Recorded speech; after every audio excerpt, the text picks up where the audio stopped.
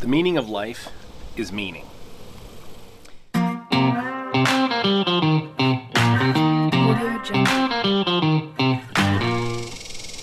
The whole reason we're here is whether you're a religious person, whether you're a philosophical person, whether your religion is social justice, science, Judaism, Islam, Christianity, enter in some other belief system. The meaning of life is meaning. The whole reason we're here can be summed up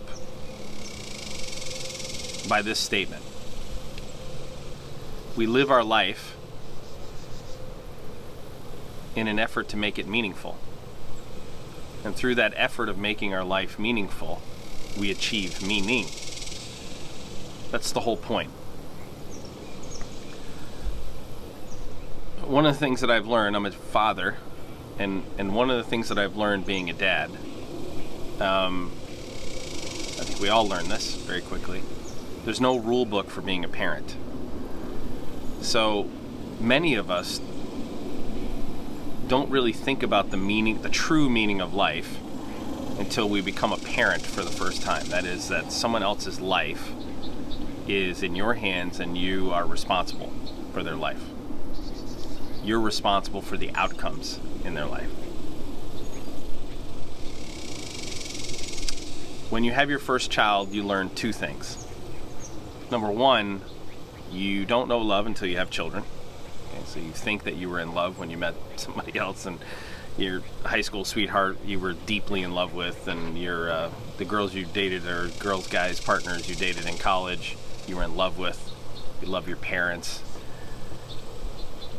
When you have children, you learn very quickly that you didn't know what love was. You learn what love is the first time you have a child. I mean, it's an overwhelming experience. And I tell everyone that you just don't know love until you have kids. That's the first thing you learn when you have children. The second thing you learn is just how little you know about how to function in life. No one's ever ready to have kids. You may prepare yourself, you may think you're ready, but no one is ever ready to have children. And so when you learn those two things, you're overwhelmed with love when you have your first child, and you realize just how unprepared you are to be a parent. You become fairly hyper-focused on how to become a good parent. What should you be preparing your children for? How do you protect them? How do you educate them? How do you help them navigate through the world? And in order to do that, you need to break down, you need to come up with a system for parenting, right?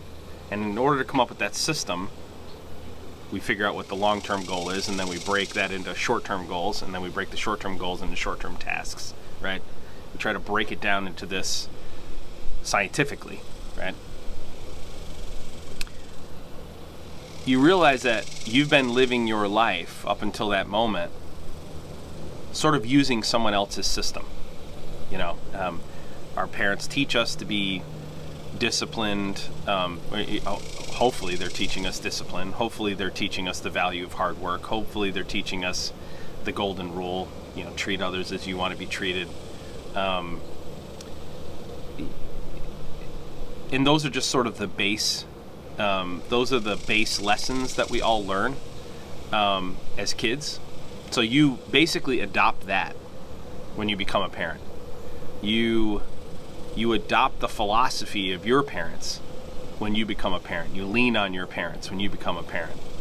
But over time, pretty quickly actually, you start doing a deep dive on what it is you believe individually as the individual parent. What do I believe? And how can I improve upon the way my parents raised me? And so this gets you asking questions about the meaning of life, asking lots of questions about why am I here, how, what is a good life? Like, I think everyone wants to live a good life. What is a good life? How do you measure that, right? What's a bad life? What is the fine line between a mistake, making mistakes and being a bad person, doing good things and being a holy person or a person beyond reproach? You start asking those questions. Here's what I've learned, okay?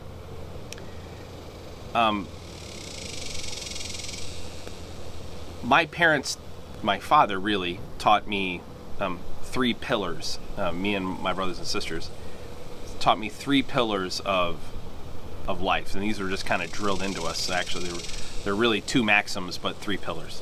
Number 1, focus on discipline, respect, and hard work. You have to have discipline. Discipline is the inner strength to do something you don't want to do because you need to do it. Okay, that's discipline. Respect is just as it sounds. Respecting the process, respecting your family, respecting those who came before you, respecting institutions. It means not necessarily bowing. Respect isn't bowing down or following something blindly, but it is understanding, it is acknowledging that you may know something I don't know. Okay? And then hard work is exactly what it sounds. When you're not born with intellectual gifts, when you're not born with, maybe you're just born purely average, then the way that you can excel in a society of meritocracy is through hard work.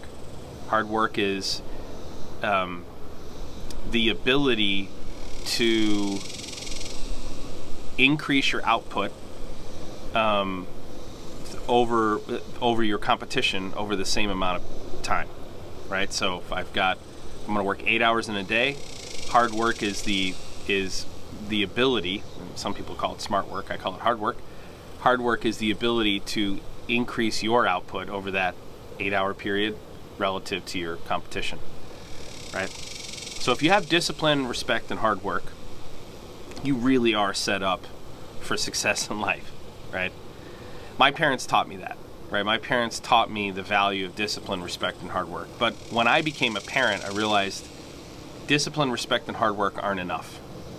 You can, if you find somebody in life who is successful, okay, by really any objective measure, it is pretty easy to come to, if you ask, are they a disciplined person? You're going to be able to say yes, they're disciplined on some level. They're going to have respect for institutions. They're going to have respect for their fellow man. They're going to have respect, for the mission, right? And they're going to work hard. Okay. Now, they may not work hard at everything. They may work hard at only the things that interest them. Okay. But a successful person is going to be disciplined, going to have respect, and they're going to work hard. An unsuccessful person is going to be missing one or all of those 3 pillars, right? If you find a homeless person, or you find somebody who's struggling to make ends meet all the time, if you're, and we're talking about the family member, the chronic borrower, the one who's, I need $300 this month, I need $500 next month, can you lend me this? They never pay you back. That person who's constantly struggling, they're going to be missing one or all of those 3 pillars, okay? So while the discipline, respect, hard work, it's a great start for how to measure, am I working towards a good life or working away from a good life, they weren't enough for me, right? So I started talking about values. I started asking myself, well, I am disciplined and I do have respect and I can work hard. But how do I know how to use those 3 skills? Like, how do I know what to use those 3 skills for, right? And our values are what define that. So, define that direction. So my core values are transparency, authenticity, expertise, humility, and servant leadership. Transparency is tell it like it is. Be honest about things. Tell it like it is, for better or worse. Authenticity is we are who we are. Don't try to be someone you're not. That is, don't try to have a personality you don't have. Okay? Don't try to be demure when you are alpha. Okay? Because it takes a lot of energy to be someone you're not, and that's energy better spent on trying to accomplish your goals. Right? Expertise is you're an expert at something. Discover what that is and act like it. Okay? Develop your expertise. Humility is understanding what you're good at. I know what I'm good at, but more importantly, I know what I'm not good at. Okay? You master the art of what you're good at. That goes to expertise. And you surround yourself with the people who are good at the things you're not. And servant leadership is everyone's a leader in some way, shape, or form. And being a servant leader, servant leadership as a value is saying, how can I make the outcomes of my life, that is the outcomes I create, how can they be in a way that serves others? An extension of that is that when I'm leading others, I'm going to deliver for them sometimes in spite of them. Okay? Servant leadership is the idea that I may not enjoy having to push you, or I may not enjoy holding you accountable. I may not enjoy giving you negative consequences for, responsibilities you failed on. But I'm going to do that because it's what's best for you and it's what's best for everyone else, right? So, this video started with, what's the meaning of life? And the meaning of life is meaning. At the end of the day, what we're trying to seek is meaning. No one wants to live at least I don't think anybody, I've never met anyone who wants to live a meaningless life. That is, no one wants to say, I don't want anyone to not even know I ever lived or existed. So the meaning of life is meaning.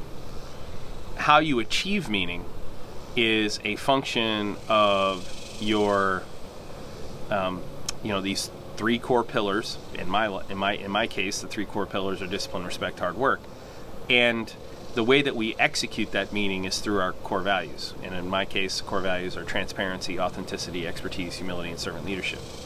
Everything I do in my life is based around those 5 core values, and they're all extensions of discipline, respect, and hard work. Now, the way I live my life has the pillars and the values that I have. I didn't really develop them until I became a parent. I had the framework of my belief system. The pillars came from my parents, obviously. And I think watching this video, you would think I had like the most amazing parents in the world. I mean, I do love my parents very much, and they're amazing, the family that adopted me. But my childhood was hard. I grew up dirt ass poor. I mean, we had to save up to be poor. There were 7 of us growing up in a 2-bedroom trailer. We were poor and working class. I'm adopted. My father, he raised 4 kids and weren't even his own. What I learned from that, though, from that discipline, respect, and hard work, is that while we were poor, we were high class poor. So my family, my parents never allowed us to make excuses. Failure is failure, and learn from it, move on. Failure isn't something we come up with an excuse for, right? We want to know where we failed, and then we move on, right? We learn and move on. Mistakes is part of the journey, right? My parents didn't allow us to make excuses. My parents were very principled people, discipline, respect, hard work. We weren't an overly religious family or anything like that. We were a family that put a lot of value in hard work, respect. Don't let people disrespect you. Don't disrespect yourself. You walk through the world with your head held high. In hard work, my dad used to say the 2 worst things you could be in this world are lazy and a liar. And I mean, that's stuck with me. If you look at my siblings, there were 5 of us. I'm the oldest of 5. 4 of us are all incredibly successful. I mean, you want to talk about social mobility. I mean, 4 of us moved up 4 or 5 rungs on the social ladder, and that's a direct extension of our parents. I mean, that is nurture, it wasn't nature. You know, there are something like, I think, 5 last names in my family. The pillars and the values are what got us there. So while the pillars that I got from my parents, they stood out and they mean a lot to me, and that's where my starting point was, I extended that into the core values, which I didn't get from my parents. They didn't pass that on to me. Those are something I created. And I took a very scientific approach to my life, and to the way I raise children, and the way that I run my family, and the way I run my businesses. And I've passed everything that I try to pass everything that I've learned about life onto anyone who will listen, which is part of the reason I'm making this video. I don't even know who's going to watch this. I don't know if it's going to be my grandkids or my children, or maybe just complete strangers who are just looking for a different point of view on how to approach life. This is the first video I'm ever shooting on this topic. I'm sitting down, turned the camera on, and just said I'm gonna talk about what I think the meaning of life is. I have no idea if I'll even post it, but what I want anyone who's watching this video to take away is, what I've learned is that the meaning of life is meaning, seeking meaning. Okay, you achieve meaning through living a good life, living a principled life, a valued life. You have to set goals to achieve meaning, which means you have to have a mission. You need to, in order to make the right decisions when you're faced with dilemmas as you're trying to achieve your mission or serve your mission, you need to have values that you can run those decisions through. And those values have to be built on pillars. So for me, that base pillar is discipline, respect, and hard work. Those 3 pillars are the thing that everything's built on. The values, which are the trusses, maybe the roof, if you will, of a home, maybe a foundation. If you want to go, the pillars could be the footers, and the foundation on top of that are the core values of transparency, authenticity, expertise, humility, servant leadership.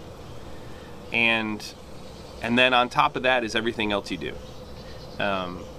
Every goal the mission you set for yourself, the goals that you set to achieve that mission, the decisions you make when you're faced with dilemmas, it's all on top of that.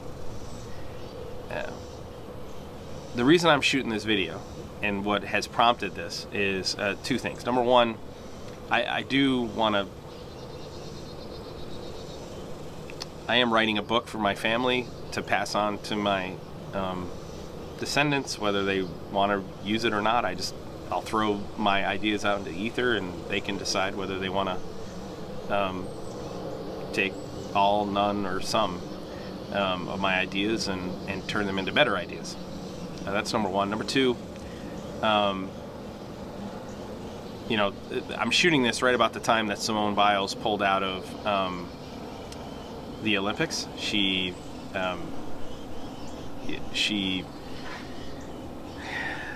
withdrew after the first rotation in the gymnastics finals from her team, and there's a huge conflict in the country right now over whether what she did was a brave thing, whether it was the right thing, was it the wrong thing. And so this video was sort of instigated by that, but it serves a bigger mission. So here's the answer I have for my family on how I feel about the Simone Biles thing. Simone Biles is suffering. I have gymnasts in my family, so we speculated that she was suffering from a thing called the twisties, which is when she was in the air, she didn't know where she was. That's a dangerous thing. That's dangerous for her. She could kill herself. She does very difficult tricks, or she does difficult passes on the vault specifically, and she could hurt herself suffering from the twisties. If she believes that she can't safely complete her routines because there's just something wrong in her head, then obviously she needs to withdraw. I don't take issue with her withdrawing. I take issue with her making excuses for why she withdrew. I also take issue with people responding that somehow she's a hero. And I take issue with some of her responses. That I came to the Olympics for me. I got to put myself first. That's all untrue. When joining a team means that you're putting the team before yourself. I mean, that it's literally the definition of joining a team. What she should have done in the wake of her decision was to point out how this decision is in the best interest of the team, and not focus on it being in the best interest of her. The message that we're sending to the world is that you need to put yourself before your team. And there's no world where that's a good idea. If soldiers put themselves before their platoon, then everything that makes a platoon effective in war falls apart. If employees put themselves first before the mission of their organization, then everything that undermines everything that you're trying to do by creating a team. Okay? A team is only more than the sum of its parts when everyone puts the team first. So number one, I take issue with that, right? That she talks about herself, and it's about her, and she's more important than the team, which is essentially what she said. Number two, she wants her cake and eat it too. We don't watch the Olympics for people to fail. We don't watch the Olympics for people to choke under pressure. That isn't why we watch. We watch because 99.9999% of us are going to choke under that pressure. And we watch the Olympics for the people who don't. Michael Jordan is held in high regard because he did things nearly every one of us knows we can't do. And it's not just being able to dunk, and it's not just being able to shoot a basket. It's being able to make a shot most of us are going to miss 99% of the time under the circumstances.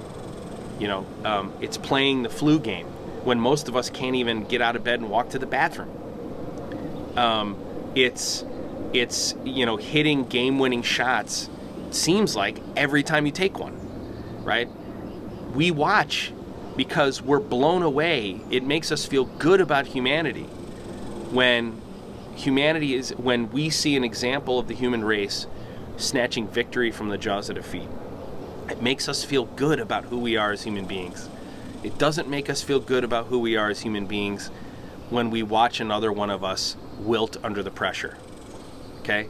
It doesn't make people feel good to watch Greg Norman, lose a 5-shot lead at the Masters. Okay? And see him do it time and time again. Greg Norman is a exceptional athlete golfer who cracked under mental pressure. That's not why we watch. We watch to see him overcome that, because we all know how we'd be feeling in that situation. Simone Biles doesn't get to have it both ways. She doesn't get to crack under the pressure, which is what happened. And she made the right decision if she's got the twisties to withdraw. But she doesn't get to, that doesn't make her a hero. It doesn't make her special. It makes her just like 99.999999% of us. And when you take a look at her success over time, she's the most accomplished gymnast in history. She's the face of the U.S. Olympic team. Okay?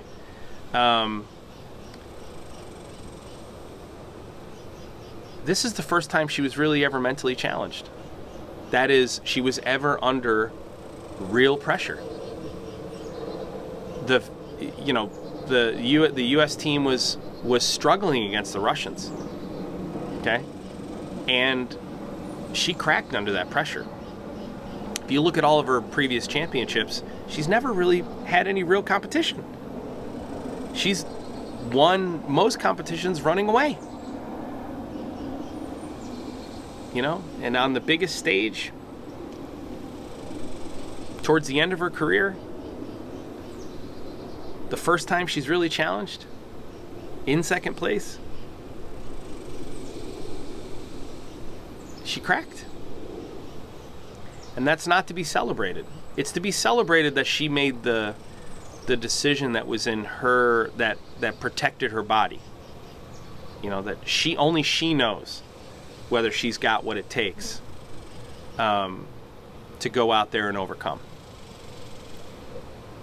But we shouldn't celebrate failure. And we shouldn't celebrate putting self above team. At the end of the day, there were options. There were better responses. And I think it's arguably, Simone Biles' actions and response were not the lessons. We're not going to point to Simone Biles and tell our kids be like her. Not unless we want them to quit every time it gets really, really hard. Make excuses for why we didn't win. And turn our back on our team.